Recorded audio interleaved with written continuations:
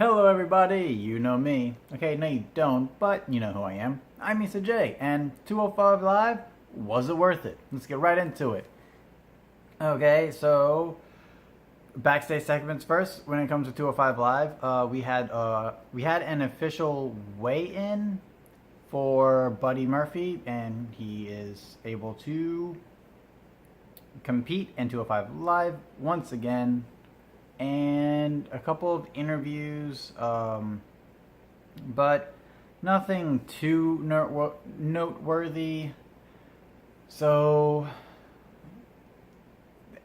yeah, it's worth it because it was all short, sweet, and to the point. Each and every one of them did not go extra long, thank goodness, but not very memorable as well. So let's get into the matches. We had the Brian Kendrick and the Gentleman Jack Gallagher versus Lucha House Party, represented by Gran Metalik and Lince Dorado. And this was a decent match. A lot of good stuff from both teams, and my two favorites, being tag teams. Being a tag team is pretty cool. Yeah, I enjoyed the match. The fans or the WWE Universe was not really into it at first, which is upsetting. And in my humble opinion, I think the wrong team won after I think 540, no, 450. Yes, after a 450 splash, or a moonsault, or whatever the card you want to call it, Lince Dorado does get the win over Jack Gallagher. Um, I just think Jack Gallagher and Brian Kendrick could actually use some more wins instead of just getting losses. They had a really good match with Akira Tozawa and Hideo Itami. So this week, having them lose, it just felt a bit off, and it does stifle their momentum going forward. But the match itself was really fine, really good, and I enjoyed it.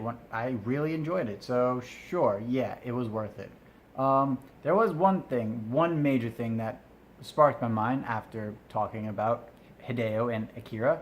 They did have a little vignette of Hideo Itami talking about why he turned on Akira Tozawa the week before, and it was good. It was fine. It was worth it. Basically saying that he didn't want to be in a tag team with him, and because he was forced, and Akira Tozawa kept messing things up for him. He was sick and tired of it, and now they're gonna have a feud together. And I think these two. I think I said last week, but I think these two are gonna have a really good chemistry against each other. So I'm looking forward to that rivalry. All right, then we had Keith Clayball, a local jobber, versus Tony Nese. Squash match. Tony Nese wins after the running Nese. No, it wasn't worth it because it was just boring. It was just Tony Nese being like, "Hey, look at me, whoa." And they're not doing anything with Tony Nese, and they should be because he's bloody fantastic. Don't know what to say other than no, it wasn't worth it. So I'm moving on to the main event. And wow, what a main event it was.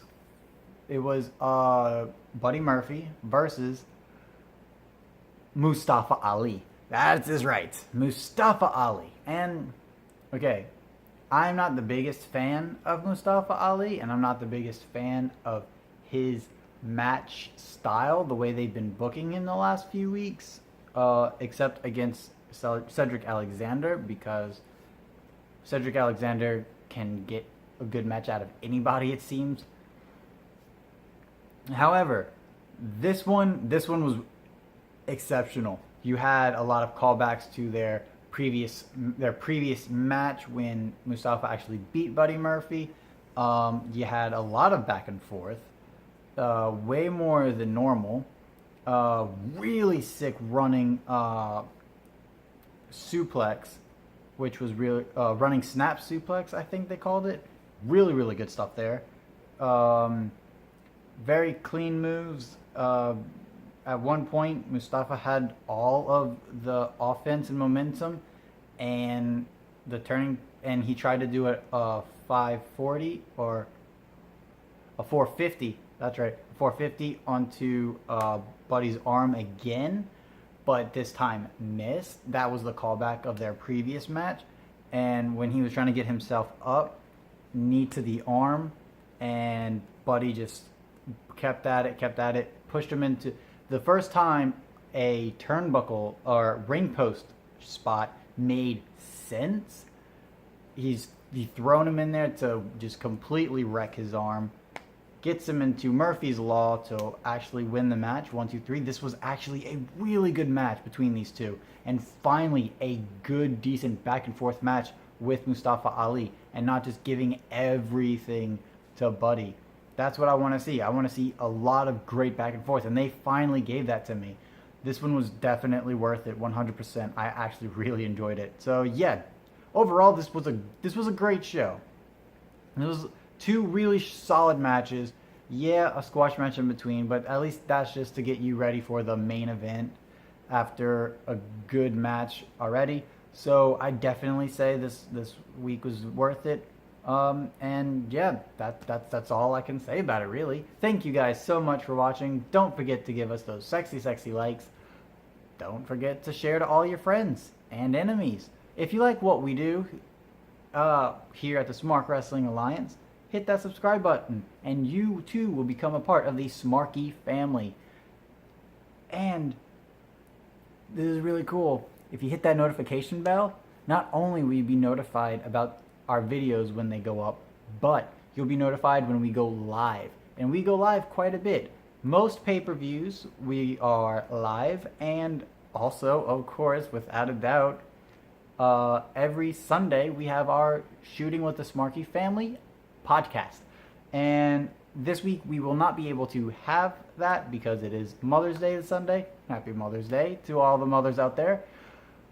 But we will be back the following Sunday. And yeah, you want to be notified when it happens. So definitely hit that notification bell for us. And yeah, that's basically everything I can say right now. So thanks one more time for watching, and until next time, it will be awesome.